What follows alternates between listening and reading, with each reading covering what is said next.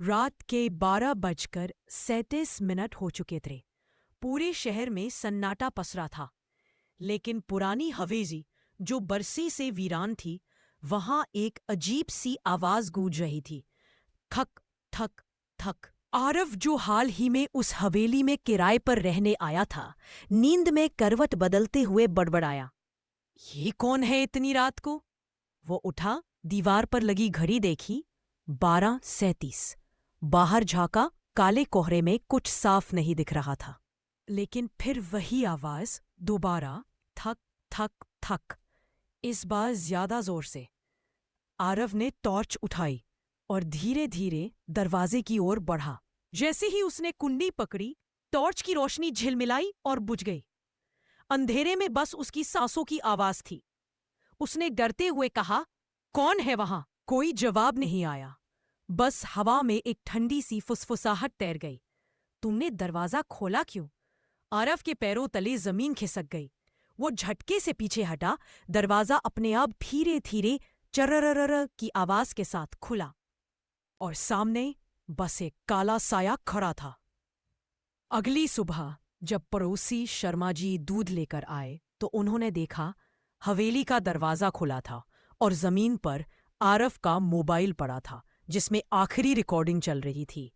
अगर मैं सुबह तक जिंदा रहा तो बताऊंगा कि काले दरवाजे के पीछे क्या है। सुबह के 9 बजे हवेली के बाहर लोगों की भीड़ जमा थी। पुलिस, पड़ोसी और कुछ जिज्ञासु लोग। आरव का कोई पता नहीं था, सिर्फ उसका मोबाइल, टूटा हुआ गिलास और फर्श पर अजीब काले निशान मिले थे, ऐसे जैसे किसी ने जमीन पर कोयले से हाथ रगड़ा हो। इंस्पेक्टर काव्या मेहरा ने कमरे की दीवारों पर हाथ फेरा। एक दीवार के अंदर से हल्की सी थक थक की आवाज आई। उन्होंने चौंक कर कहा, यह आवाज अंदर से आ रही है। दीवार के पीछे कोई है। तुरंत हथौड़े मंगवाए गए। जैसे ही दीवार तोड़ी गई, उसमें से एक पुरानी लकड़ी की पेटी निकली, जिस पर धूल की मोटी परत थी और एक शब्द लिखा था। आरंभ। काव्या ने पेटी खोली। उसके अंदर एक डायरी, एक ताबीज और आरव की टी-शर्ट का टुकड़ा था, जिस पर खून के धब्बे थे। डायरी के पहले पन्ने पर लिखा था, जो इस हवेली में रहेगा वो हर रात दरवाजे की आवाज सुनेगा। अगर उसने उसे खोला तो वो हमेशा के लिए उसके साथ रह जाएगा। काव्या के हाथ कांप गए। वो बोली, क्या आरव ने वही गलती की? अचानक दीवार के पीछे से वही आवाज फिर गूंजी, जैसे किसी ने दीवार के अंदर से थपथपाया हो, मुझे यहां से निकालो। सभी सन्न रह गए। आवाज आरव की थी। काव्या ने दीवार के पास झुककर कहा, आरव, तुम जिंदा हो? मगर इस बार आवाज आई, मैं आरव नहीं हूं, वो अब उसके पास है। कमरे की लाइट्स झपकने लगी और पेटी में रखे ताबीज से धुआं उठने लगा। काव्या ने सावधानी से आरव की डायरी उठाई। उसके पन्ने फटे हुए थे, जैसे किसी ने गुस्से में कुछ हिस्से मिटाने की कोशिश की हो। पहले पूरे पन्ने पर लिखा था, पहली रात मैंने काले दरवाजे के पीछे किसी की परछाई देखी। मैं डर गया, पर जिज्ञासा ने मुझे रोक न पाया। दूसरे पन्ने पर, दूसरी रात दीवारों से आवाजें आने लगीं, जैसे कोई फुसफुसा रहा हो, आरव, मत खोलना, मैंने सोचा ये भ्रम है। और तीसरे पन्ने पर, तीसरी रात दरवाजा अपने आप खुला। मैंने जो देखा वो कोई इंसान नहीं था। इसके बाद डायरी के पन्ने जले हुए थे। काव्या ने डायरी बंद की। तभी हवा का एक झोंका आया और लाइट बुझ गई। अंधेरे में दीवार पर कुछ लिखा हुआ चमका। खून जैसे लाल अक्षरों में वो लौट आया है। काव्या के साथ खड़ा कांस्टेबल रोहित घबरा कर बोला, मैम, ये क्या है? कोई हमें डराने की कोशिश कर रहा है? काव्या बोली, या फिर कोई हमें चेतावनी दे रहा है। अचानक हवेली के दूसरे कमरे से दरवाजा धड़ाम से बंद हुआ। रोहित दौड़ा, पर जैसे ही उसने हैंडल पकड़ा, वो हैंडल बर्फ की तरह ठंडा था और दरवाजे के नीचे से काले धुएं जैसा कुछ बहने लगा। काव्या ने ताबीज उठाया जो पेटी में मिला था और कहा, कुछ तो है इस ताबीज में, शायद यही उसे रोकने की एकमात्र चीज है। उसी वक्त डायरी अपने आप खुल गई और एक नया पन्ना दिखा जो पहले वहां नहीं था। उस पर लिखा था, काव्या, अब तुम्हारी बारी है। काव्या के हाथ कांप गए। मेरी, ये कैसे जानता है मेरा नाम? शाम ढल चुकी थी। हवेली के चारों ओर काले बादल उमड़ आए थे। काव्या ने तय किया, आज रात वह इस रहस्य का अंत करेगी। उसने गांव के बुजुर्ग पंडित हरिनाथ को बुलाया, जिन्होंने हवेली की कहानी सुनते ही कांपते हुए कहा, बेटी, ये वही हवेली है जिसमें रिया ठाकुर की आत्मा भटकती है। वो और उसका मंगेतर आर्यन यहाँ रहते थे, पर शादी से एक दिन पहले रिया की हत्या कर दी गई थी। काव्या ने पूछा, किसने? पंडित ने गहरी सांस ली। आर्यन ने ही, या शायद हवेली ने उसे ऐसा करने पर मजबूर किया। काव्या ने हैरान होकर पूछा, और फिर रिया की मौत के बाद हवेली का वो काला दरवाजा हमेशा के लिए बंद कर दिया गया। कहा जाता है उस दरवाजे के पीछे रिया की आत्मा कैद है। जो कोई भी दरवाजा खोलता है वो रिया की जगह उस दरवाजे में बंद हो जाता है। काव्या के चेहरे पर सिहरन दौड़ गई। उसे याद आया, आरव ने भी वही दरवाजा खोला था। उस रात जब सब सो चुके थे, काव्या हवेली में अकेली थी। टॉर्च की रोशनी में उसने दीवार पर लगे चित्र देखे। हर चित्र में रिया का चेहरा था, पर एक चित्र में रिया के साथ एक आदमी भी था, जिसका चेहरा जला हुआ था। नीचे लिखा था, वो लौटेगा अधूरी शादी पूरी करने। काव्या धीरे धीरे काले दरवाजे के पास पहुंची। दरवाजे पर हल्की चमक थी, और जैसे ही उसने ताबीज आगे बढ़ाया, दरवाजे से किसी औरत की आवाज आई। क्यों आई हो यहाँ काव्या? काव्या कांपती आवाज में बोली, रिया, मैं तुम्हारी सच्चाई जानने आई हूं। दरवाजे से धीमी हंसी की आवाज आई। सच्चाई? सच्चाई ये है कि अब इस हवेली में तुम्हारा भी नाम लिखा जा चुका है। अचानक दरवाजे के पास की मोमबत्तियां अपने आप बुझ गईं, और दरवाजे पर काव्या की परछाई खुद ब खुद उभर आई, पर परछाई उससे अलग हिल रही थी। काव्या ने पीछे मुड़कर देखा, कोई नहीं था, लेकिन दीवार पर उसकी परछाई खुद हिल रही थी। उसकी सांसें तेज हो गईं। ये क्या हो रहा है? परछाई ने मुस्कुराकर कहा, अब तुम भी हवेली का हिस्सा बन चुकी हो काव्या ने घबराकर ताबीज उठाया और दीवार की ओर फेंका। तभी हवेली की सारी लाइट्स झपकने लगी और परछाई काले धुएं में बदलकर दीवार में समा गई।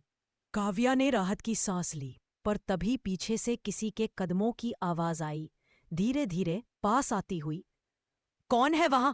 उसने टॉर्च घुमाई और देखा आरव, लेकिन उसका चेहरा फीका था, आंखें काली, और उसकी गर्दन पर वही रिया के नाम का पेंडेंट लटक रहा था। काव्या हैरान रह गई। आरव, तुम जिंदा हो? आरव ने धीमी आवाज में कहा। जिंदा या बस वही जो हवेली चाहती है? काव्या ने पास जाकर पूछा, क्या मतलब? आरव मुस्कराया, पर वो मुस्कान इंसान की नहीं थी। रिया मुझे नहीं छोड़ सकती थी, इसलिए उसने मुझे अपने साथ रख लिया।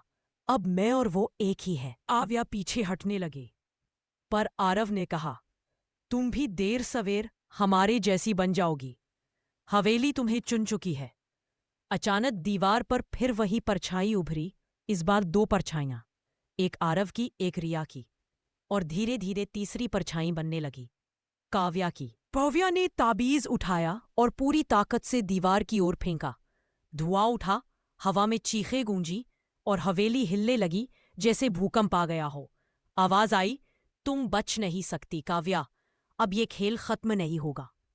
हवेली हिल रही थी, दीवारें चरमरा रही थी, और हवा में किसी औरत की चीख गूंज रही थी, मुझे न्याय चाहिए, मुझे मेरा प्यार चाहिए। काव्या ने हाथों से कान ढक लिए। उसने ताबीज कसकर पकड़ा और चिल्लाई, रिया, सामने आओ। हवेली में अचानक सन्नाटा छा गया। काले दरवाजे पर लाल रोशनी फैल गई, और उसके बीचों बीच धीरे धीरे एक चेहरा उभरने लगा। एक खूबसूरत औरत का चेहरा, जिसकी आंखों में सिर्फ दर्द था। वो बोली, मैं रिया ठाकुर नहीं हूं। काव्या चौंकी। क्या? तो फिर तुम कौन हो? वो बोली, मैं अंजलि हूं, रिया की जुड़वा बहन। काव्या सन्न रह गई।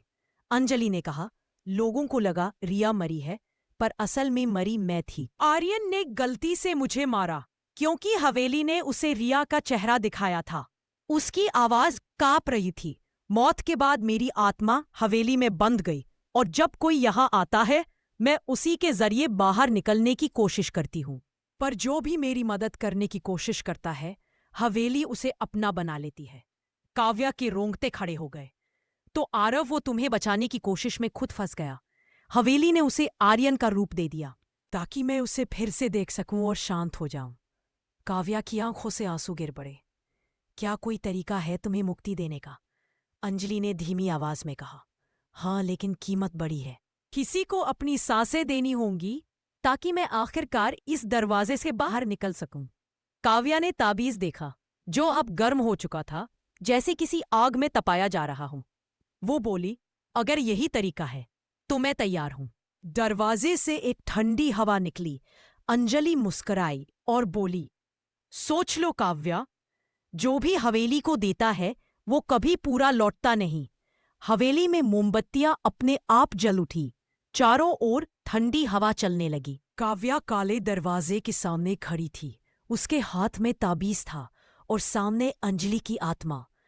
अगर मेरी सांसें तुझे मुक्ति दे सकती है तो ले ले, लेकिन और किसी की जिंदगी मत लेना।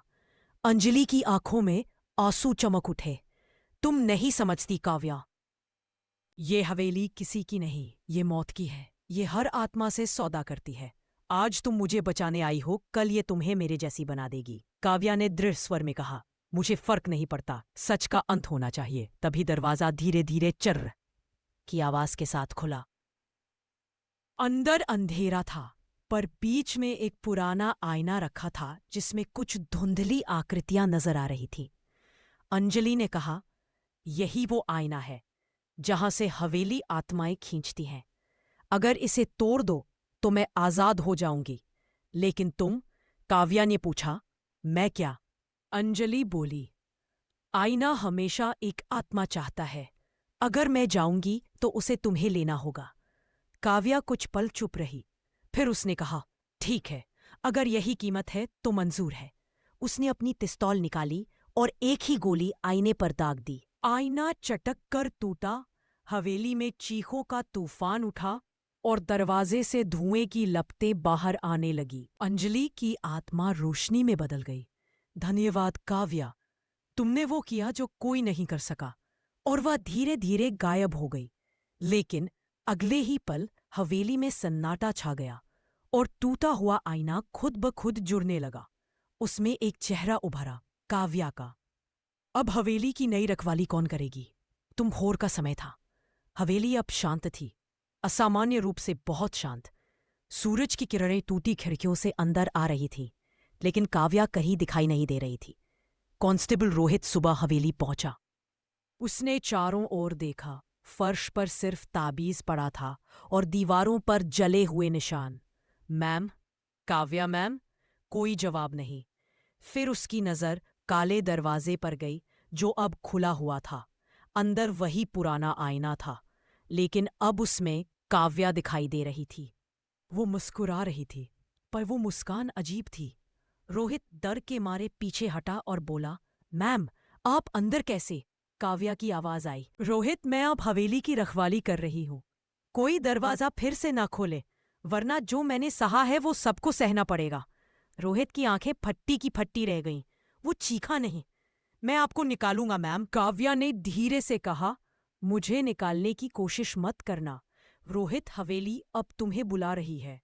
तभी आईने से एक ठंडी हवा निकली और रोहित के पीछे दरवाजा धड़ाम से बंद हो गया। आईने के अंदर काव्या के बगल में अब रोहित की परछाई भी दिखाई दी। काव्या ने धीमी आवाज में कहा, मैंने कहा था ना, हवेली कभी खाली नहीं रहती। आईना धीरे धीरे काले धुएं में ढक गया और उसमें से बस एक आवाज गूंजती रही, अब खेल दोबारा शुरू होगा। 3 महीने बाद हवेली फिर से वीरान थी। गांव वालों ने पास से गुजरना भी छोड़ दिया था।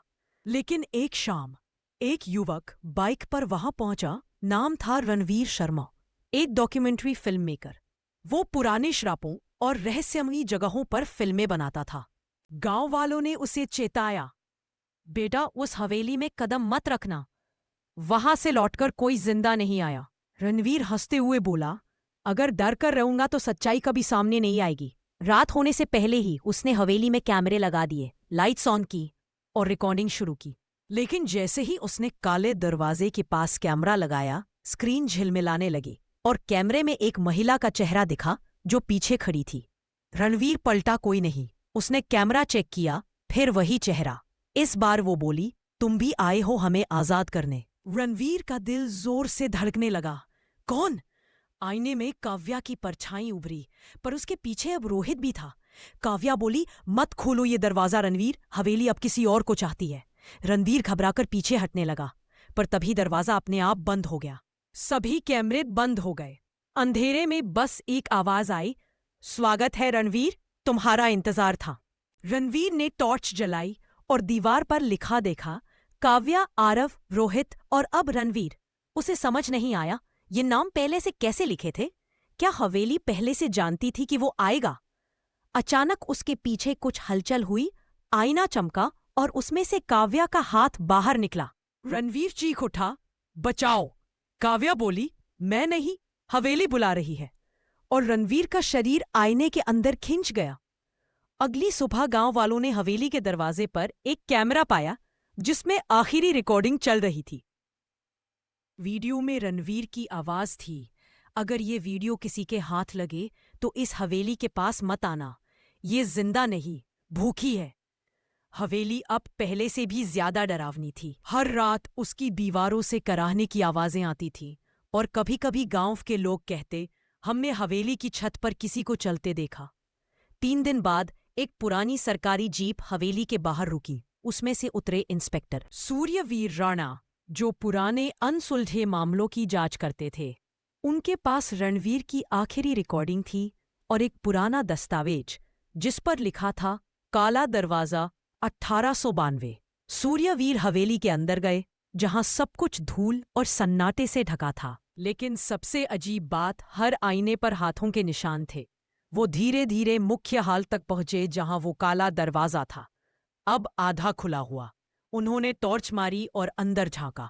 वहां कोई कमरा नहीं था, बल्कि एक और हवेली थी, ठीक उसी जैसी, जैसे किसी ने हवेली के भीतर उसकी परछाई बना दी हो। सूर्यवीर अंदर बढ़े।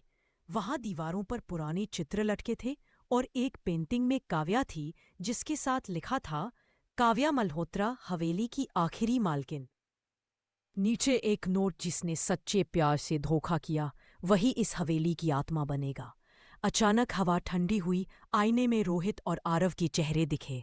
दोनों चिल्ला रहे थे, दरवाजा बंद करो, वरना हवेली फिर किसी को निगल लेगी। लेकिन सूर्यवीर ने देखा, दरवाजे के पीछे एक और नाम उभर रहा था, सूर्यवीर। उनका शरीर कांप गया। उन्होंने पीछे मुड़कर भागना चाहा, पर दरवाजा खुद बंद हो गया। एक पल को अंधेरा छा गया, फिर अचानक सब शांत। अगली सुबह गांव वालों ने देखा, हवेली के दरवाजे पर एक नई नेम प्लेट लगी थी, सूर्यवीर राणा, हवेली के रक्षक। और अंदर से एक धीमी आवाज आई, अब हवेली को नया रखवाला मिल गया है। समाप्त कहानी का रहस्य। काला दरवाजा दरअसल एक श्रापित दर्पण था जो उस व्यक्ति को अपनी दुनिया में खींच लेता था जिसके दिल में सच्चाई और डर के बीच संघर्ष होता। काव्या, आरव, रोहित और रणवीर सभी ने किसी न किसी रूप में हवेली को जगाया और अब सूर्यवीर उसकी नई मुहर बन गया।